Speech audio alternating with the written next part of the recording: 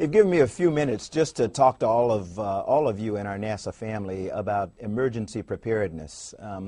NASA recently participated in a FEMA exercise called Eagle Horizon that was a part of a continuity of operations and government exercise that we do annually. And I became aware of some things that concern me about our family preparedness, and I wanted to talk to you very briefly. You know, we in NASA, we're an incredibly unique organization. We're the only agency in the federal government that's responsible for the safety and well-being of people not only here on Earth, but off this planet.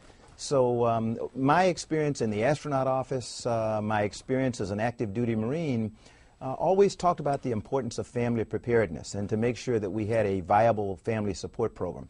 And I have concerns that ours right now is not as good as it ought to be. So what I'm asking all of you in the NASA family, whether you're out on the West Coast, here on the East Coast, along the Gulf Coast, up on the Great Lakes, think about the natural disasters that could occur in your area.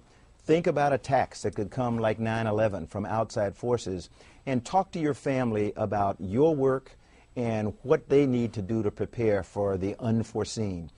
Develop a family preparedness plan in your house. Have an emergency supply kit available. Most people who live along the Gulf Coast always have an emergency kit for hurricanes. I'm not sure whether people out on the West Coast think about earthquakes and the like, but have an emergency supply kit at your home. Think about a family communications plan. Where are we going to meet if an emergency occurs and we're all over town? What are we going to do? Are we going to call each other on the cell phone? Just think about those things. If you have pets, think about a pet preparedness plan. How are you going to make sure that they're taken care of when you're spread all over the place? And then if you have family members who have special needs preparedness. The most important asset for us to successfully complete our mission is that our people, our families mainly, are taken care of so that we can come to work and feel good that if an emergency arises, our families are going to be taken care of. So I would ask you again, sit with your families, think about what you would do in an emergency situation. I hope that you'll embrace and support the Family Preparedness Program as we all get better prepared to deal with these emergencies. Know your stuff.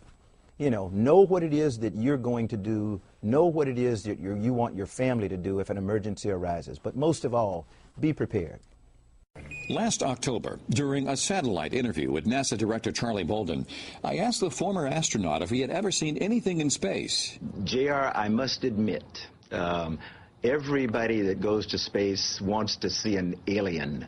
Or wants to see some evidence that there is other life in our universe, and I'm no different. But I am here to report that I saw no evidence, although deep in my heart I believe that there is good potential for other life in our universe. There is no doubt we are being visited. However, one of Bolden's colleagues says otherwise. Dr. Edgar Mitchell was the sixth man to walk on the moon. He came forward years ago claiming to have proof that alien life is out there.